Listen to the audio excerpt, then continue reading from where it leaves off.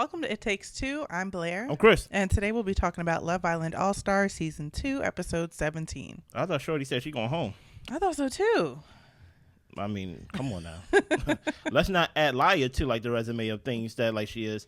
Subscribe, like, share, comment, all the above. You ready, Blair? I'm ready. Let's go. Sammy chose Elma. Danielle chose Curtis. Ekin said that she was going to go home, but she is still here. Yes, she is. Elma says that this has nothing to do with Danielle and everything to do with Curtis. No one asked you, Elma. Curtis is ready for people to get at him, and Catherine is talking to him, just saying that a little clarity wouldn't have hurt.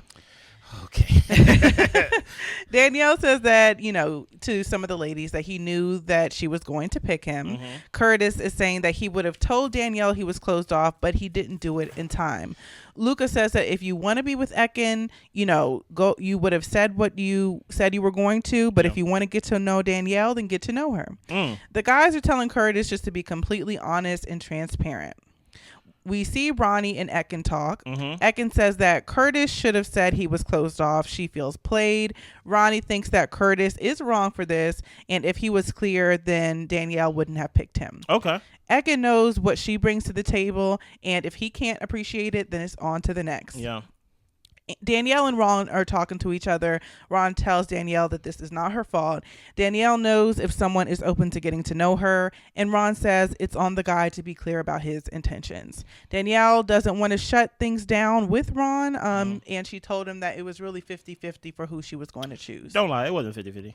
I mean, it's 50-50 by, you choosing between two men, but don't make it seem like it's 50-50. First of all, Luca, you got a little hair on your chest now that you in a couple, and you telling, if you were serious about Ekin, you would have did what she asked you to do. Luca, I remember literally less than 5 episodes ago, you was crying, right? And then even before that, you told all the women in the villa that you're not interested in them, and you were just chilling with the guys. So I don't really want to hear no advice from you.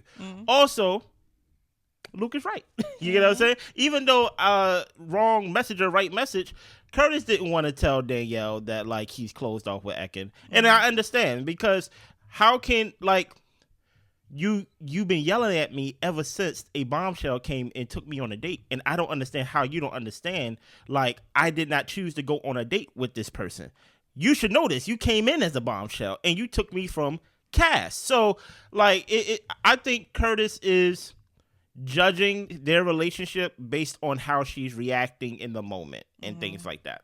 So do you think that Curtis was in the wrong in this situation? Does he hold any type of responsibility?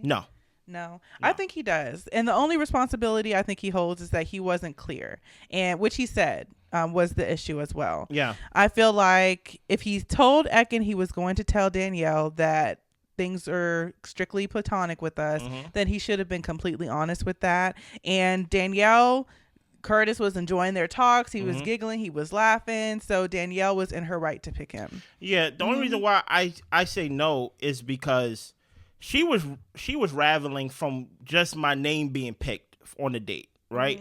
Then when I told you nothing happened, you basically accused me of betraying you and things of that nature. So when time and understanding could have healed the situation, I feel like Ekin kept digging deeper and deeper and deeper, talking about things that I did to you. And now I'm like, I don't even want to be with you anymore, because it's like you're not listening to me. So Elma said we ain't do nothing. Sammy said we ain't do nothing. Danielle said we ain't do nothing. I said we ain't do nothing. Okay, we ran out of people who was there. You get what I'm saying? So Sammy and Elma go to the terrace. They are happy with the couple they're in, and they kiss. Okay. Curtis grabs Ekin for a chat at the fire pit. He tells her he has not been 1,000% honest. He really likes Ekin, but Danielle did come in and confuse the situation. Okay. He should have never said that they were closed off, and he apologizes for saying it too early. Ekin tells him that it's too late. She's been loyal since day one. She knew what she wanted. She let her guard down. She cried. She was vulnerable. She doesn't want anything to do with Curtis anymore, and she wishes him the best with Danielle. She feels played, and she's asking him, was it all a lie? Why lie and reassure me? Curtis doesn't know what to say other than that he was confused. Yes. Even Scott, in the peanut gallery said he didn't lie. He was just confused. Yes. Yeah. Listen, Casey and Scott Casey is one of my favorite people on the show. I ain't gonna hold you. Curtis was confused and pressured. He did lead Ekin on by saying he would tell Danielle he was closed off, but Ekin is done. She throws down her water bottle and she storms off. Yeah, you threw water at my shoes. I will say this. Now that they put things in perspective in a way of, hey, you had 4 hours from our last conversation to talk to Danielle. Yeah. And you didn't. That looks kind of wild. I ain't gonna hold you. Yeah. My thing is, the only thing I give Curtis flack for this. Curtis, be a man, right? Stand in what you feel. I feel like a lot of what Curtis has allowed himself to be backed in a corner to where now he's not in a relationship with Ekin anymore. He's now trying to appease her. Yeah. Like, exactly. So it's like, why are you giving your word and your bond to someone who won't see you as an equal, right? Who you're trying to appease? It's never going to work out for you. Do what you feel in that moment. She's already mad. She's already accusing you of things that you didn't do. So you might as well just say right there in that moment, don't be confused. Just be honest and be like, look, we was not closed off, right? I know you want to say that we're closed off to appease you because you're mad and you feel betrayed. I told you, I yelled to you 3 to 5 times. Hey, I don't know you. I'm not judging you. I don't know you. And it's like, you're not hearing me, so it is what it is. Feel what you want to feel. I did not make the choice. She made the choice. It is what it is. I just don't like how Curtis is acting so scared of Ekin. What is she really going to do to y'all? That's why I like how Danielle came in and made her choice, because Ekin is not going to bully me in the villa to basically appease her feelings. We're all in here to have our own experiences and to go with what we feel is the best choice and best connection for us. And Ekin is not going to manipulate people with her anger in order for them to not have the fullness of the experience that they deserve. So somebody in our comments said that Ekin's acting is bad, like high school type of acting. I agree. Oh wow, I agree. So Curtis relays to the guys how the conversation went with Ekin. Ekin tells Danielle good luck because he led her on from day one. Okay. Danielle felt everything was dramatic, but everything in her was telling her to pick Curtis.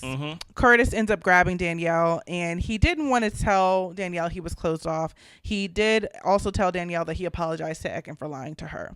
Danielle says, look, I made the decision for you, so hopefully it was easier. Yeah. Danielle understands that if they need to have more chats, she's not going to pressure him. But Curtis thanks her for picking him, and he'll probably talk to Ekin in the morning and Danielle in the morning, and he's just going to sleep in the day bed because he just doesn't want a war to happen. Okay. So there will be more conversation when Ekin isn't staring with them right in the face. And that's what I don't understand. Like, I don't understand this pussyfooting around. Like, Curtis, she won't even be in the room. So why are you sleeping outside for? Like, that's what I'm saying. Okay, she made the choice, right? Because you left the door open. You apologized to Ekin for not being 100% honest, right? Okay, appeasing, or even if you really did feel sorry. Cool, right? Now this is your lady. This is someone you have interest in. Don't leave her upstairs by herself against her. It's her versus the peanut gallery. You know what I'm saying? Maybe she might got Gabby and Tina on her side. But him sleeping outside, I saw that as a way of escaping the heat that he may have contributed to just a little bit. Yeah, and I thought it was unfair to Danielle. I mean, she just got here, she chose you, and you're going to take yourself out of the equation. Outside? Exactly. Now I'm kind of looking at Curtis like, do you want to end up with nobody, or are you actually going to get to know the girl that you want to get to know?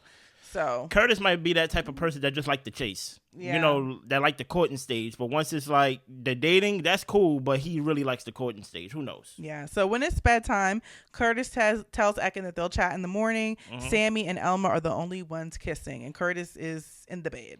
Outside eating, stress eating. So it's the next day. Everyone goes in to the main bedroom. Curtis is standing on the side. Yeah. I guess he can't get back into his old bed because Danielle is sitting there. I mean. Well, Catherine and Grace were invited to go on a date with a bombshell. Finally, listen here. I know I'm about to say something that is going to be recorded, and it's okay. Right? I stand by it. I need Catherine in a relationship. I need her in a relationship today. Agreed. She needs something to do. Because her being part of the peanut gallery, her being someone's cheerleader is not a good look for her, right? I honestly think whenever something happens and Catherine is the first one to run over there, the first one to lead her voice to lend her voice to it, the first one that kind of like, hey Curtis, tell me tell me what's going on. It really points out as a sore thumb of how really no one is with you. And I just need Catherine. I need Catherine's attention elsewhere. You get what I'm saying? That's all I'm saying. So Ekin, Harriet, and Elma talk. Ekin never swayed with Curtis, and she doesn't understand him. Danielle will speak to Curtis, but she feels like he needs to make some effort, and maybe he can just take the day to relax. Okay. Curtis actually ends up going to Danielle and chatting with her, and Ekin is annoyed because they're talking right in front of her. Yeah. Ekin, this is not your villa. It's not your villa. And I will not allow Ekin to be the bully of the villa. I just don't understand why people are letting Ekin bully them. Danielle, thank you for having a backbone and coming in here and doing what you want to do and not letting anybody pressure you. So the girls think it's Ekin's villa. Yeah, they do. And I think that's the weirdest thing. So Danielle thinks the dust will settle today so they can really get to know each other. Yeah. And she tells Curtis, you didn't close yourself off for a reason. Facts. And also, Ekin, stop leading with this. I've been faithful to you this whole time. Okay, who else were you going to talk to? Who was your test? Nas? Right. Whatever his name is, right? You went into Scott's DM, right? When you first came in as a bombshell. That's what we learned about that once y'all was outside the villa. You was on the same show or rather the same season with Luca, so you wasn't gonna go after Luca.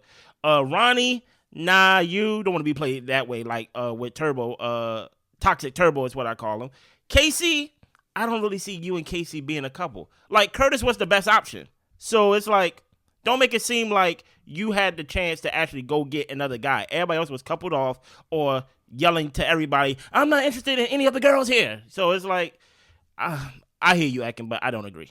So Omar and Grace are the first date. Yeah. She's happy to see Omar. Omar says, last time he saw her, there was some chemistry there. Yeah. They, of course, were on the last season, and we remember that Joey got upset because Grace and Omar seemed to have a bit of a connection. Yeah. And they said that there was some time on the outside of the villa that they ended up, I don't know if it was chatting or connecting, but there was something there. Cool. Omar said that we just have to spend some time to get to really know each other. Grace tells him that she and Luca are doing well.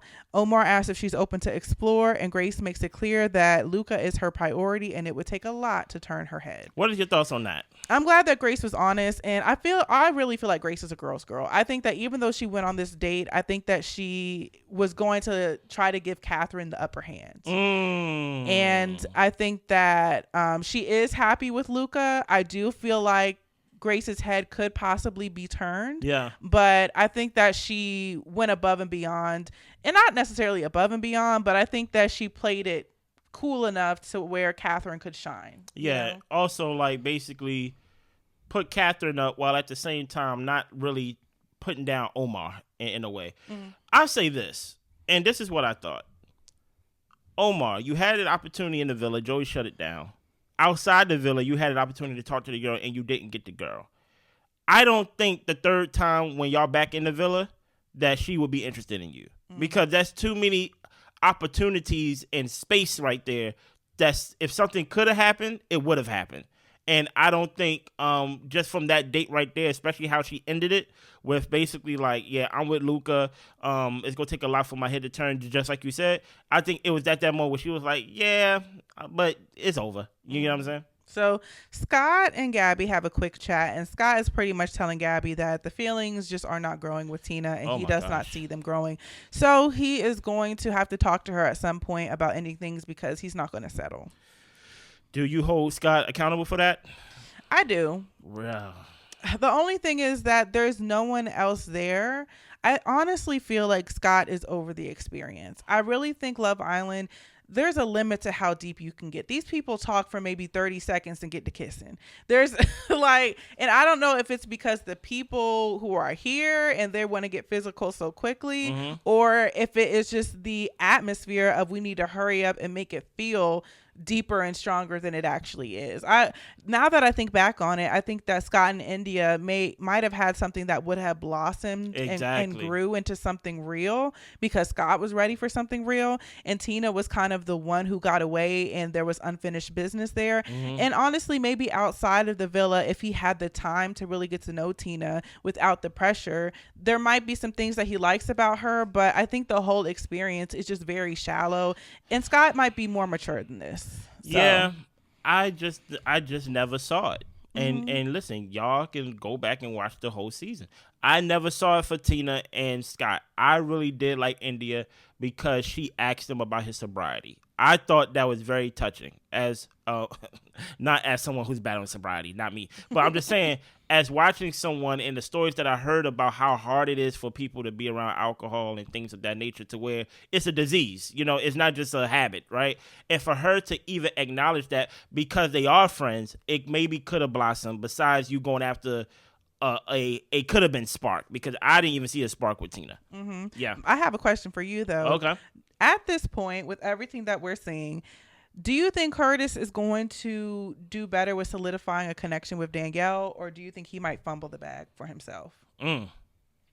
At this point, with what we know, at this point, I feel like Danielle is the better option, because Ekin has shown herself to be about Ekin. So I feel like at this point, and not to reverse engineer it, that hey, you should start off with something fresh with Danielle, because I don't know nothing about Danielle.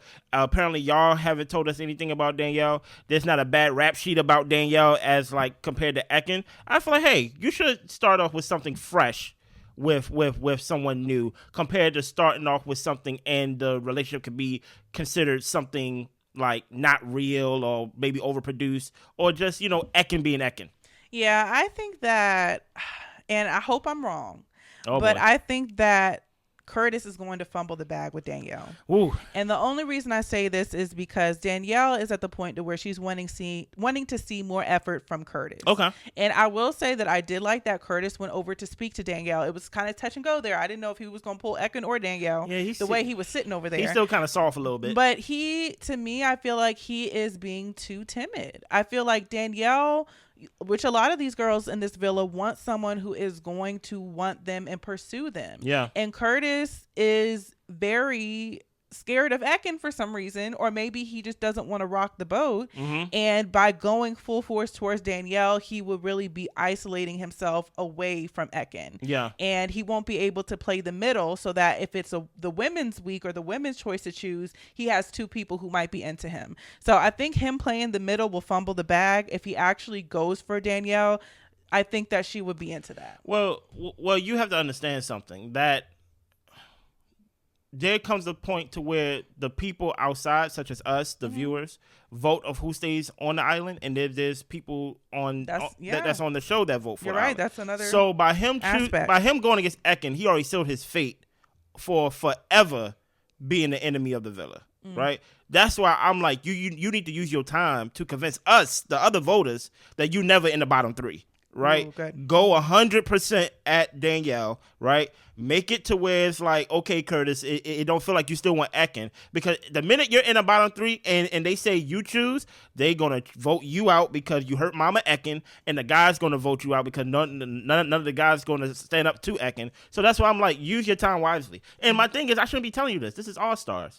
like y'all been on the show before. Yeah. So Catherine and Omar, he actually gets up and pulls out the seat for Catherine, which I thought was really a nice touch. Catherine discusses her emotional roller coaster at being in the villa, and she has been patiently waiting for her guy to come. Yeah. She asks him what he wants in a girl, and he really wants someone who just gets him. He can be a big character. They talk about how they both want kids, and he tells her that he's always had his eye on her, and she says the same. I will say, I felt the chemistry during the date. I don't know if it was editing, because there were some moments where there was like this longing look I felt like both of them had, and it could have been editing, but I think they were really vibing. I think that was Catherine's thirst. I think that was Catherine's pick me energy. I don't want to say it. I can see why Catherine don't get picked, right? Because I feel like there's no mystery to her. And maybe it's because she's always talking, Maybe because she always giving her opinion the minute it hits her head. But there's no mystery to Catherine. And I want her to be a little mysterious. Not mysterious in a way to where she's holding back information, but don't be so quick to like, da-da-da-da-da-da. It's like, it just seems too, like, you seem too eager. Yeah, we don't want Catherine to be desperate. Yeah. We don't. And also, but I know she's. But I know she's excited. You know, it's like finally, maybe, hopefully. Well, but it does come across as desperate, and I hate that for her. Also, I think you have a faster burn with Omar compared to Naz, but I think they both will be considered slow burns.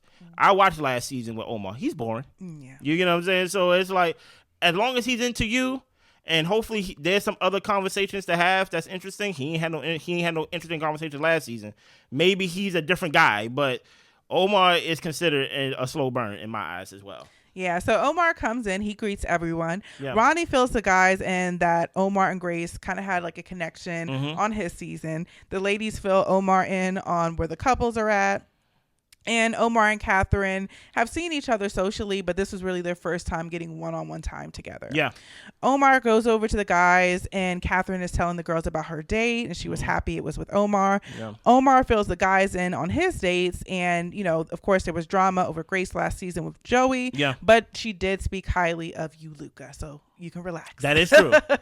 Grace felt Omar was flirty on the date, but she was honest that it would take a lot for her head to turn. She doesn't want to sway away from Luca, and it absolutely does not feel like unfinished business with Omar. There's nothing that she really is interested in exploring. Ouch. So Grace and Luca have their moment together, and this conversation is really her reassuring him that, you know, she feels strongly about him. She missed him, and they kiss, and she tells him that I really, you know, have no interest in getting to know Omar at this point. That's right. So Omar gets a one-on-one conversation with Ekin, and she's kind of happy that he pulled her first. Ekin says that most of the guys are intimidated by her, and he tells her, being real, you are kind of intimidating. Okay. But he finds that attractive. He thinks that she comes across as a strong woman. Yeah. Ekin talks about how it took one night for his head to be turned, but she is over him, so she says. She is not over Curtis. Now, who do you think Omar should choose? Catherine. Okay. Only because Grace made it very clear that I don't like him. Yeah. And then on top of that, if I met you in the villa and nothing happened, I met you in real life, nothing happened, what make you think something in the villa, a third chance that something's going to happen? Right. Like if there was really something there, something would have happened when there was no cameras. And now we go be back in the villa and it's supposed to be unfinished business. Grace said it in a very nice way. I don't like that boy. Yeah. And so it's like, it is what it is. Yeah. And I totally agree with that. The thing with Ekin is, if you go around talking about Curtis to everybody, nobody's going to want you. You went ahead and cried all over the villa. Yeah. And people as beautiful as you are not going to find that attractive. I will say there always is, you know, one creep who wants to get with a girl when she's, you know, emotionally unraveled. Yeah. But I don't see any on the season with us at the moment. Yeah. So. And then on top of that, do not tell my new work good luck with him. Yeah. No, like walk out and leave. Exactly. So it's nighttime. Casey gets a text. Tonight there will be a recoupling. The boys will choose who they want to couple up with. Ooh. Omar will have the first choice, and we start the recoupling. Now here's the thing, right? Yes. It's so funny. Ekin said, F you, Curtis, right? F you and all this stuff. I never want to talk to you again. Now the rabbit got the gun, right? Now, hey, Ekin, it's never fun when that happens. Hey, maybe you should just like know how the game works, Ekin, and know that tables is always going to turn, and know that, hey, even though that what's her name, Danielle made the choice, Curtis never chose Danielle. And now I do feel like this is unfair. I never seen to where the men have the power that fast. Yeah. You know what I'm saying? Now Curtis actually have to stand on a choice that come out of his mouth. I wonder what he gonna say tonight. So we see Omar. Yeah. He chooses Catherine. Thank you, boy. If he would have chose Grace, I would have crashed out. I ain't gonna hold you. Luca chooses Grace. Ronnie finally gets his Queen Harriet. Casey chooses Gabby. Yeah. Sammy chooses Elma. Yeah. And y'all, they left us on a cliffhanger. We don't know who Curtis chose. We have to wait until Sunday. I thought Love Island was better than this. I thought they would give it to us. I really did. They've been so good with not leaving us on cliffhangers. Who do you think Curtis gonna pick? I hope it's Danielle, but for some reason, I'm feeling like it's Ekin. If he choose Ekin, I'm crashing out. I'm going to tell him you get whatever you deserve, okay? If he choose Ekin, I'm going to give y'all a show in the middle of this season that's going to be memorable. He better choose Danielle. Because at the end of the day, that is weak. Weak. Yeah. Anything else? That's all I got. Make sure y'all subscribe, like, share, comment, all the above. We do not do the unseen bits or like whatever it is on Saturday. We take a day off from that show in the UK. We come back to the States on Saturday, and we got deep dives with Married First Sight coming out. We have Love and Marriage Huntsville Reunion Part 1 coming out. We have Love Before Lockup. I think that's what it's called. Love During Lockup. Live During. We got that coming out on Saturday. Traders coming out late tonight. So stick around and things of that nature. And we see y'all Saturday. And for those who only stick around for Love Island, we see y'all Sunday. Yeah, bye.